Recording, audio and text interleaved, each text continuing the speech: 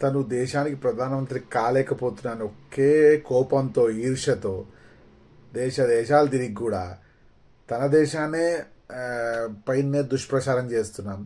రాహుల్ గాంధీని నమ్మి ఫాలో అవుతున్న జనాలు, అతని పార్టీ నాయకులు వీళ్ళు అంధభక్తులు కాదు. మౌలవీల మాటలు నమ్మి జిహాద్ పేరుతో నానా అరాచకాలు చేస్తున్న ఒక వర్గానికి చెందిన వాళ్ళు అంధభక్తులు కాదు.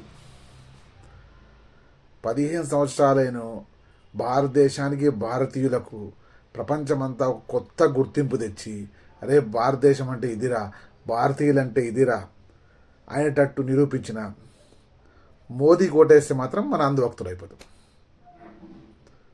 దీనికైనా దారుణం ఏమైనా ఉందా? అనేటోళ్ళు కానీ వినేటోళ్ళు కానీ కొంచెమైనా బుర్ర పెట్టి ఆలోచించండి.